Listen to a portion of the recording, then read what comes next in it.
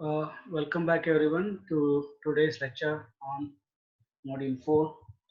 Okay, in the previous session, we were discussing about the different software levels of a digital switching system. We have already discussed the level 1 control, level 1 and 2 control. Okay, now we'll see the level 3 control. Okay, basically this is associated with the central processor of the DSS. Okay, the central processor, the main processor, which have the control of all the peripherals of the digital switching system, is what associated with this level. Okay, it provides all high level functions. Those functions are okay, database management, that is the high level database management related to the subscriber. Okay, and as that of the office data. Okay, and high level, what is this office data and all, we'll see in the later part. Okay, high level subscribers data. Okay, software patches. Okay, any patches are nothing but any updates related to the softwares of the digital switching systems. And also the feature control.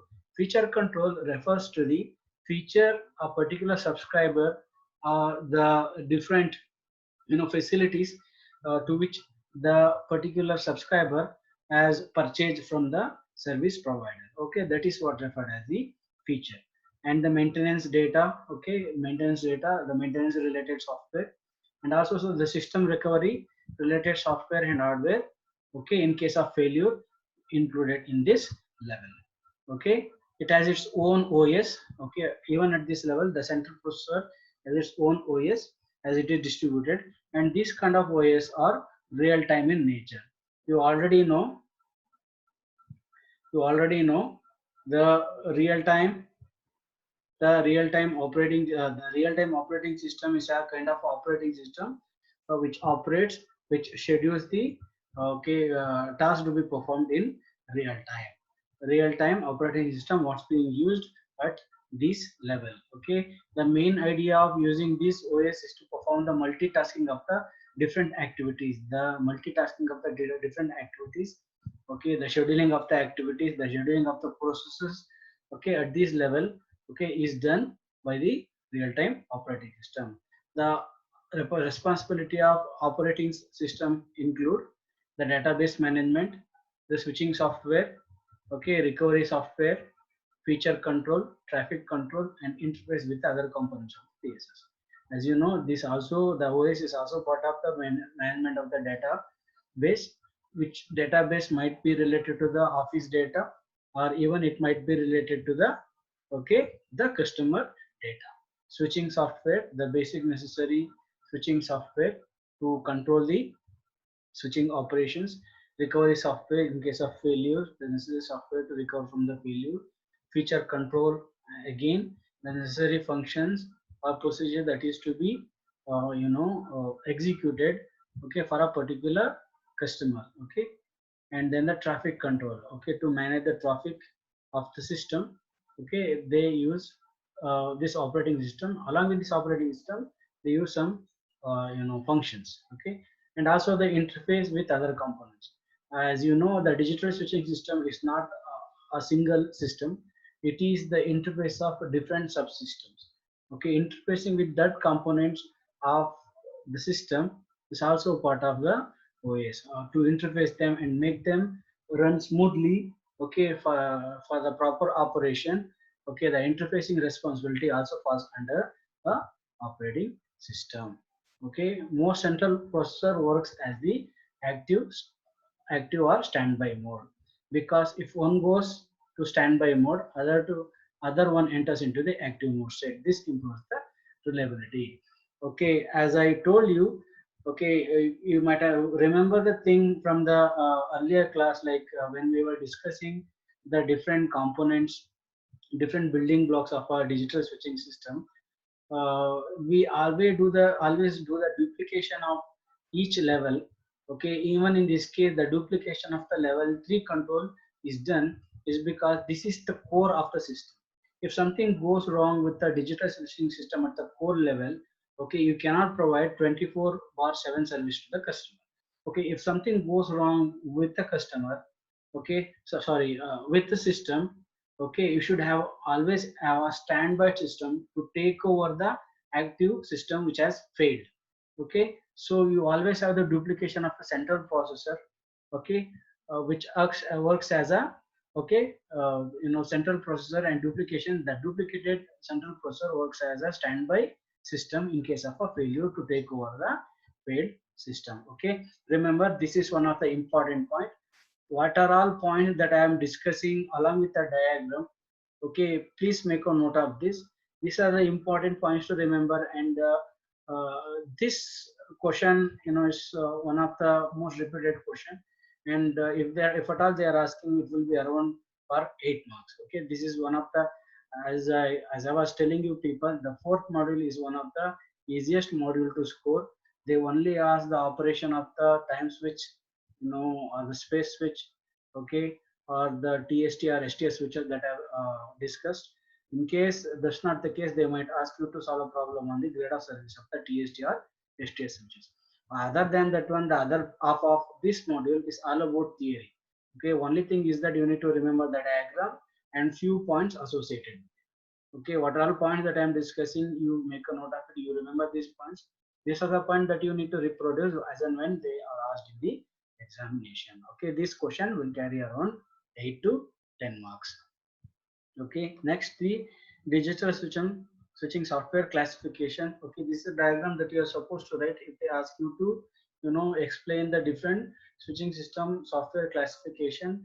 You have a control and call processing software at the middle, which is generic software.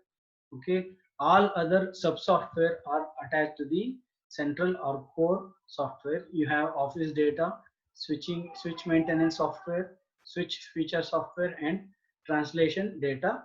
Okay, these are all other data or software associated with the core software. Okay, these are the linkages that happen for the successful operation of a digital system. Okay, let's look at all of these one by one. Okay, what's the switching software? Switching software basically performs these following functions. They perform the call processing. Okay, this includes call processing software to perform the call processing, okay, to make the connection, to check the line, to connect to the destination, to tear off the, line. So call processing basically includes, as and when you dial the number, it has to be processed, and there should be a way to identify the destination. Okay, these are all the computation internally done to find the, okay, destination, to make the connection. That is part of the call processing. And also the switching fabric control software to control the switches, to control the digital switches inside of the digital switching system. You need software. Okay, switching software, the switching fabric control software also become part of the switching software. And another software which comes under the switching software is the network control software. We have a network control processor. Okay, even some software associated with the network control, okay, are implemented in the network control processors. This kind of software falls under the switching softwares. And the peripheral device control, even at the lowest level, that is in level 1, the trunk module, line modules, and other peripherals which are in direct contact with the lines, okay, have their own devices. And apart from these devices, there are additional peripherals to provide the different services. All these things must be controlled, and they should have their own software. Okay, these peripheral device control software also comes under the switching function software. Okay, next kind of software that we are discussing is the switch maintenance software. This uh, it controls, this switch maintenance software controls the DSS software and related hardware such as, okay, this software controls the software related to hardware and software such as the line test, remote diagnostics, and system recovery and trunk test. The line test, why it should be done. A particular line going to a particular customer, before making the connection, the thing should be noted down in the by the system automatically if the particular line is clear to be, used or not. Say for example, if the grounding of one particular line connected to a particular customer is not right, if it is broken or any other damages that have happened, you cannot proceed with the connection. Okay, the line test must be done before making or breaking of the connection. Then the remote diagnostics. Okay, this is a software as this system, telecommunication system, is a vast system. Okay, the any telecommunication switching center should have this diagnostic capability where they can sit at a remote place and they are able to figure out the problem occurring at particular point in a telecom network. Okay, this refers to the remote diagnostics. This is kind of a network management system where you sitting at a particular point and you look at the troubles and you try to figure out your best way at the sitting at a particular point to solve the issue. And also the system recovery, and also the trunk test. You know, the trunk is a outgoing, you know, your composite connection. It's it as good as a line. Okay, the system recovery and the trunk test also part of the maintenance software. The recovery software of a modern DSS is distributed among all the subsystems. As you know, every level, the different level control that we have discussed in the earlier part, every level is independent of one another and they are distributed. That means all over the network, okay, irrespective of the level, okay, it has the capability to make the decision at the local level itself. Only when the problem arises beyond its control, it raises the issues to the higher level. If level 1 could, in the previous discussion we discussed about the level 1 control, level 2 control and level 3 control. If there any issues as the level 1 control, if that could be solved by the level 1 devices and software they themselves, then there is no need to go up the line to report to the level 3 to solve the issues. Okay, so as the system is distributed, the things are designed such a way that the system is going to recover and find the faults and recover from the faults at the local level, at the particular level as much as possible. Okay, other programs employed in maintenance software are remote programming and diagnostics software, operational support systems, operators position support, and advanced features like ISDN, NCP, and uh, IAN. ISDN server integrated service digital network. Okay, operational support system for the operation of the system, for sports running of the system, for the maintenance. In other words, you need to have a operational support software which is part of the network management. By and large, which is part of the network management. In the remote programming and diagnostics, as I told you, all this comes under the maintenance. Okay, operator position support and advanced features like ISDN and all, they all come under the, okay, program, they all come under the maintenance software. Okay, next we look at the office data. What is office data? Office data defines the software parameter along with the hardware equipment. Okay, say for example, if you buy, say if you are setting up a particular switching center, okay, what are the features of the hardware should be, and what are the parameters of the software which is associated with a particular hardware is what defines the office data, which forms the, core of the digital switching system. Okay, office data is kind of the core of the digital switching system. How the parameters, even if there are any changes in the hardware, the respective parameters must be changed in the office data. The general hardware parameters usually associated with the office data are the number of network control processor pairs in the central office, the number of line controls, that means line control modules or interface controllers in the central office, the number of lines configured in the central office. Configured means they which are ready to take the action or which are ready to work, okay, online. Okay, and the total number of line equipment, that number of, end equipments or the devices which are connected to the central office. These are all some of the parameters, and all these parameters and the details that I have discussed is considered as the office data, which comes under the hardware parameters.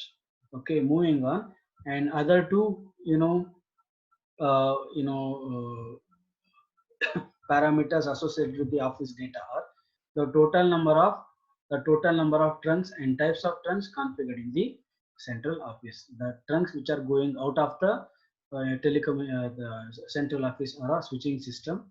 Okay, and their number and the type of trunks that are configured to be used in the central office comes under the office data.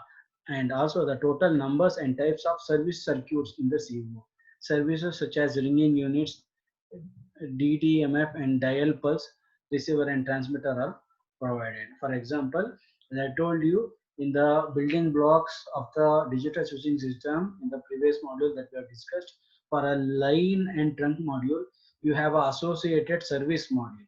Each service module is responsible for performing some of the small services like giving the ringing tone, giving the dial tone, DTMF tone that basically used when the data is used, data communication is happening, and the dial pulse, okay, for the receiver and transmitter.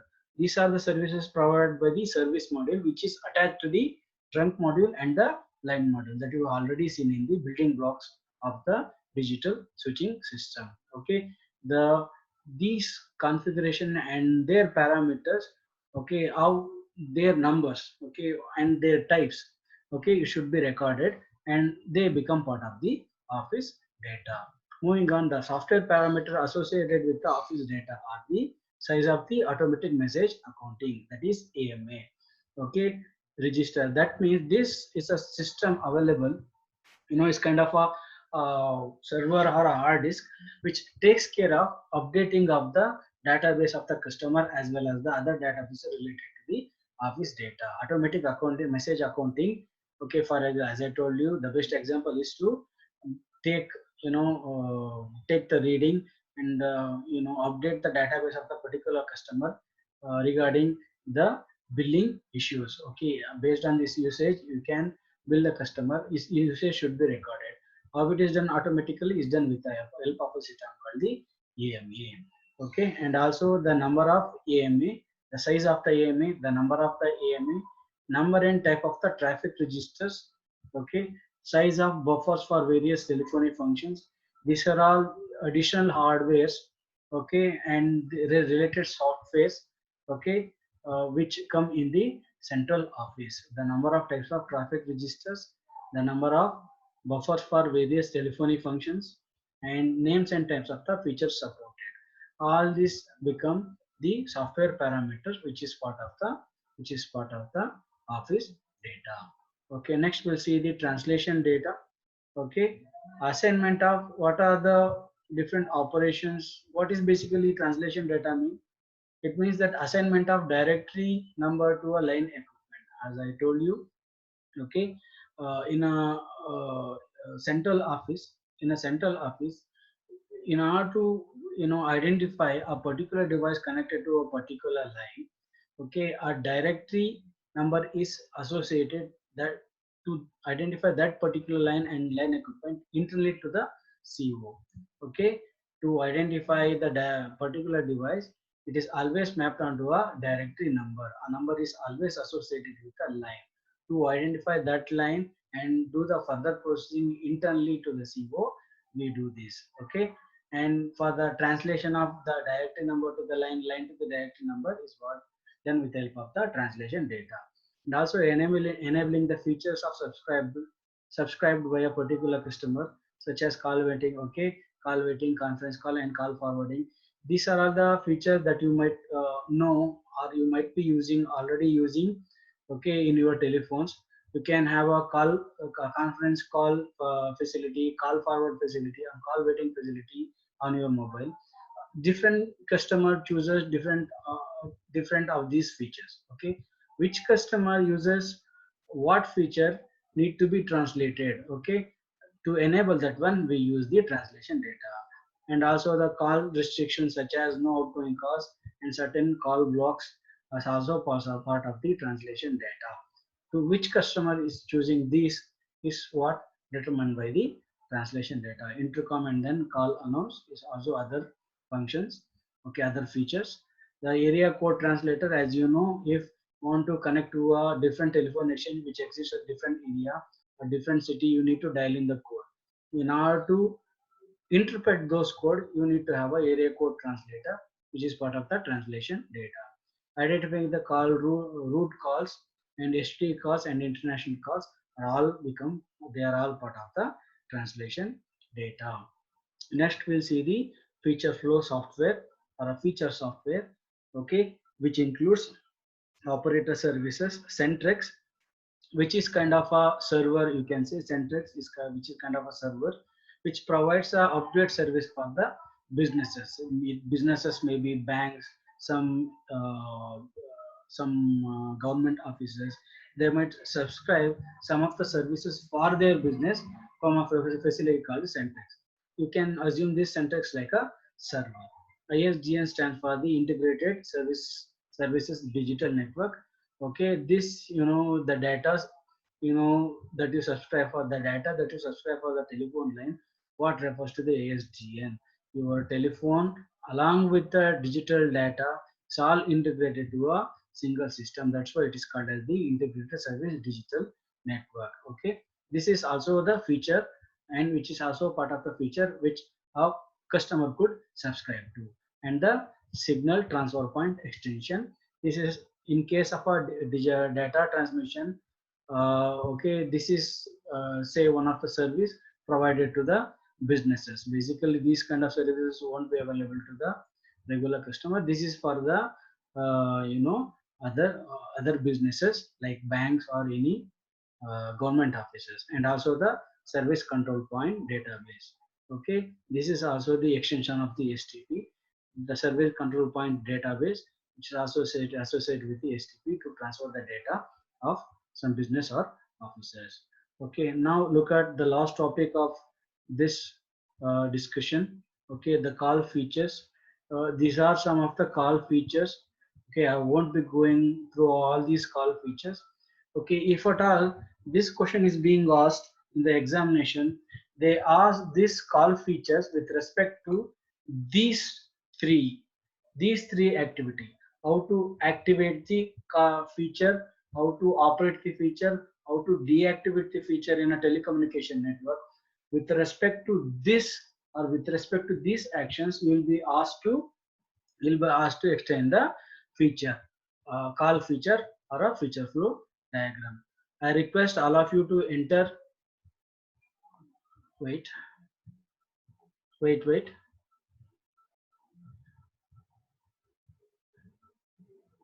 I request all of you to enter your USN now.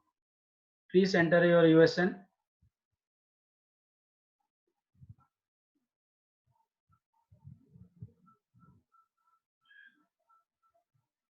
If at all they are asking, they are going to ask the feature or call feature of a switching system with respect to this activity. Okay, these are some of the call feature. I am not going to discuss or read through all this. Okay, we'll see. Okay, how the feature of the system is activated, how the feature of the operation of a feature takes place, how the deactivation of the operation takes place.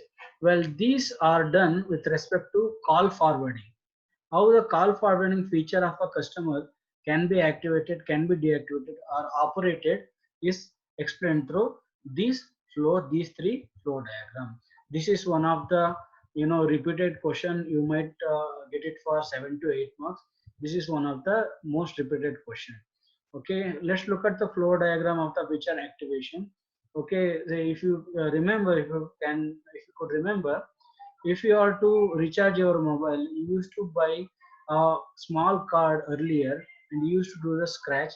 You used to buy a scratch card, and you used to scratch that card to get a code, and you used to send that code via SMS to get the recharge done. Okay, earlier. Okay, the same idea. Say for the activation of the features, in this case, the feature activation of the call forwarding to be successful, you need to buy that activation, that feature from the you know service provider by paying them. They would provide some code to you. Okay, how that code must be used? Okay, customer should go to the telephone and you should go off book. Okay, you should dial the activation code. If that code is valid, you will go further for down the flow, or else the code will be rejected. Okay, once the code is valid, you need to provide the the system will provide a second dial tone. Upon you hearing the second dial tone, you should enter the number to which you want to forward the call to. Okay, so if the code is your code that you're entering activation code you are entering. If it is successful, you go down, you'll get a second dial tone. Upon hearing the second dial tone, you should, dial the, you know, number to which you want to forward the, okay, call to. Okay, once that dialing is done, the system is going to ring the call number once, okay, or the recently entered or the forward call forward number once, and the call is recorded successfully, and this feature is activated. This flow diagram is being explained with respect to the call forward action, the feature that available in the system. The feature activation of the call forward facility has been explained, okay, in this flow diagram. The next diagram, the feature operation, how the operation of the call forwarding takes place is very simple. If there is incoming call, okay, if your feature is active, okay, then the call forward feature takes over the control, and is going to ring the actual number that you are calling on. Then the call will be forwarded to the number to which you want to forward the call. Okay, the register number to which you want to forward the call during the call activation. To that number, the call will be forwarded. After ringing the actual number, the caller is dialing. Okay, if it is successful, it's going to give a ring to the call number once, then the call is forwarded to the actual registered number to which you are want to call, the customer want to forward the call to. If it is not successful, it proceeds with the normal calling operation. Next, the deactivation process. Even for the deactivation, you need to dial in the deactivation code. The customer goes off book, he provide the deactivation code. If it is valid, okay, everything is okay, or else if it is invalid, okay, it will reject the code. If it is valid, it is going to remove the register number, okay, which is used for the deactivation. Okay, if it is valid, is going to remove the call forward number which has been registered earlier using the feature activation. This is one of the simplest and most scoreable part. Okay, remember, please go through the points that I have discussed. Please try to practice. This is one of the easiest part, okay, to score. This is one of the easiest module to score. Only thing you need to remember the diagram and associated points. Okay, uh, so far so good. We have discussed by and large all the topics associated with the fourth module. Okay, I'm going to leave the one more topic, which is the call model and the software linkages during a call. This is a single topic, though it looks like two different topics. In the module that I have shared, it has been explained. In the material that I have shared, it has been explained. Please take it as an assignment. The call model and then software linkages during the call. Okay, I'm going to leave it as an extra exercise to you. Okay, with this, I'm winding up the fourth module. Okay, please, all of you, please enter your USN. I'm going to end the meeting now. You won't get the time to enter your, once the meeting ends, you won't get any option to enter your USN. So already entered, you can leave the meeting. You can leave the meeting. That's it for today. Please enter your USN and can leave the meeting.